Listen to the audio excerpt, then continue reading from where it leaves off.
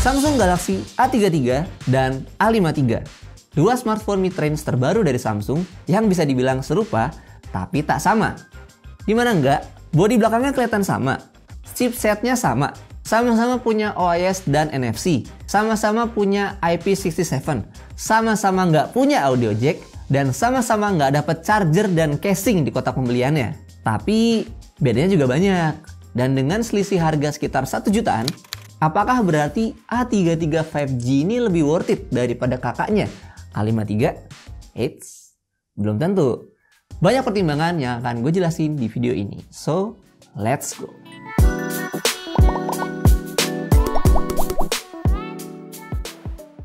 Gue udah pakai kedua HP ini kurang lebih 2 mingguan. Aplikasi dan pengaturannya gue samain dan dipakai bergantian buat nonton film, main game, sampai mudik ke kampung halaman gue di daerah Cilacap pas lebaran kemarin. Kau ngomong Cilacap apa? Yoi, orang ngapak, orang kepenak. Tapi sebelum gue bahas pengalaman, kita bahas bagian luarnya dulu ya dari Galaxy A33 dan A53. Ketika dijajarin, ukurannya bisa dibilang sama persis dengan bagian belakangnya pakai bahan plastik dan posisi modul kamera yang sama. Feel keduanya compact dan solid mirip pendahulunya. Tapi ada sedikit perbedaan di bagian frame atas, frame bawah, serta posisi tombol kunci dan volume yang bikin kalian gak bisa tuker-tuker casing antara A33 dan A53. Lagian casingnya juga gak include juga sih di kotak pembelian. Jadi kalian harus beli sendiri. Sponsor casing.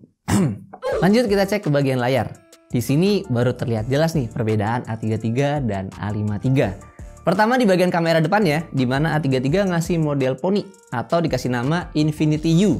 Sedangkan A53 5G pakai model tompel alias Infinity O, sama kayak A52 dan A52s.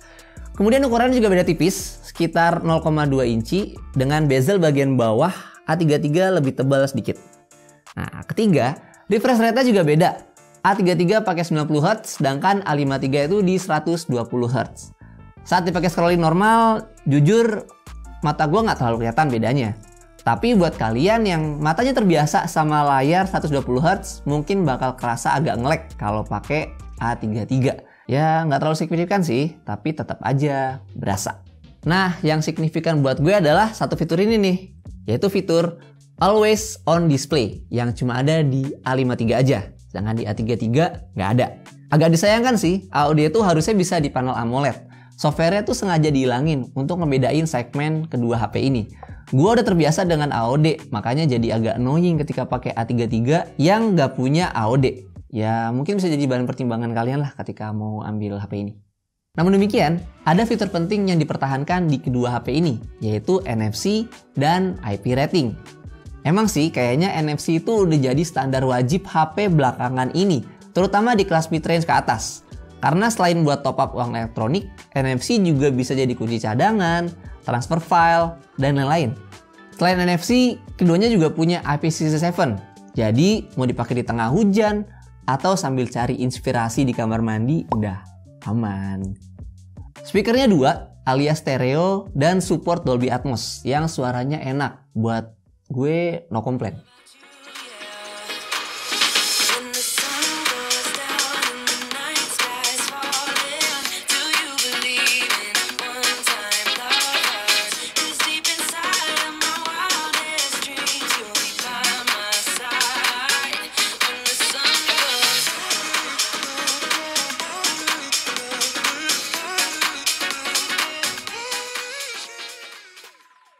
Keduanya dikasih chipset yang sama, Exynos 1280 buatan Samsung.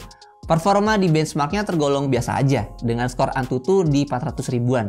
Nggak lebih baik dari Snapdragon 778G di A52s yang rilis akhir tahun lalu, dan sempat gue review juga. Cardnya ada di sini. Dipakai main game favorit gue yaitu Ayo Dance Mobile sih ini lancar jaya. Cuma pas dipakai main PUBG yang lebih berat, settingannya mentok di HD High. Dan dalam 30 menit, suhunya cenderung hangat di 42-43 derajat. Overall buat gaming sih nggak terlalu wah gimana ya. Lebih ke standar-standar aja. Tapi gue ngerasa kalau A33 dan A53 ini peningkatannya nggak di gaming. Tapi di optimalisasi hardware dan softwarenya. Pemakaian sehari-hari berasa nyaman dengan One UI 4.1 yang smooth dan simple banget. Gue jarang nemuin bug, kecuali di A53 5G yang kadang nge-lag ketika scrolling di refresh rate 120Hz. Kayak terkadang tuh turun dari 120Hz gitu. Konektivitasnya udah 5G, ya nggak perlu ditanya kecepatannya. Dan seperti yang kalian semua tahu, Samsung berani ngasih jaminan 4 OS update dan 5 tahun update keamanan yang menandakan kalau Samsung udah yakin banget kalau kedua HP ini tuh umurnya bakalan panjang. Amazing. Baterai keduanya 5000 mAh yang diklaim tahan sampai 2 hari. Selama pemakaian sih gue dapat screen on time lumayan panjang, sekitar 10-12 jam dengan pemakaian normal sambil sedikit gaming. Pakai Google Maps 9 jam buat mudik dari Bekasi ke Cilacap. Baterainya bertahan dari 100% ke 20% buat A53 dan dari 100 ke 12% buat A33. Kalau full dipakai gaming 30 menit PUBG dan IoDance, keduanya ngabisin sekitar 8%. Jadi kira-kira kalian bisa dapat 5-6 jam lah untuk main game. Kalau nggak dimarahin emak. Game terus. Overall, chipset Exynos 1280 di kedua HP ini tergolong biasa aja untuk gaming, tapi lebih optimal ketika pemakaian sehari-hari. Performa kedua HP-nya juga mirip-mirip lah. Tapi kalau performance-nya nggak jauh beda, mendingan ambil A33 dong. Eits, sebentar. Ada perbedaan yang lumayan kalau kalian suka foto dan video. Spek kamera di A53 punya megapiksel yang lebih tinggi dibandingkan A33, mulai dari lensa utama, ultrawide, depth, sampai selfie-nya. Hasil foto dan video di A53 terlihat lebih detail dan lebih keluar warnanya daripada A33 yang terkesan lebih pucat dan gak sedetail A53. Kalau ditanya sih, gue lebih suka hasil kamera di A53 meskipun keduanya sama-sama bagus.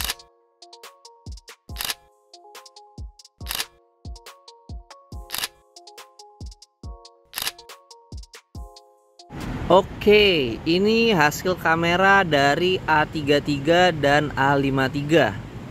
Ya, ini resolusi 4K 30 fps. Kita bisa lihat ya kestabilannya. Kalau kita goyang-goyang dikit tuh. Iya. Nah, untuk kamera ini kita bisa langsung pindah ke kamera depan. Nah, kan? Langsung ya. Secara overall sih kameranya ada perbedaan ya. Baik dalam brightness ataupun kontrasnya. Tuh. Bisa kita lihat, tapi keduanya sama-sama oke lah buat perekaman sehari-hari. Tuh, balik lagi ke kamera belakang. Gimana menurut kalian? Tulis di kolom komentar di bawah. Oh iya, kamera depan dan belakang Galaxy A33 dan A53 punya fitur auto framing juga loh, yang bisa ngikutin pergerakan objek kayak HP-HP flagship.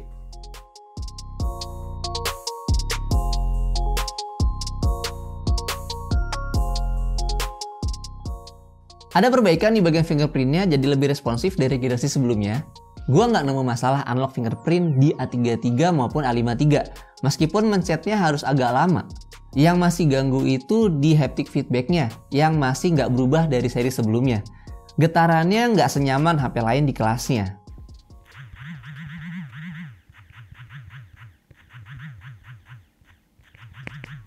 Jadi saran gue nikmatin aja deh. Selain itu, absennya audio jack juga jadi kekurangan di HP ini, terutama buat kalian yang masih pakai headset kabel. Apa enaknya emang headset kabel? Enak tau pakai headset kabel, bisa ngegantung kalau HP-nya jatuh, jadi nggak langsung kena lantai.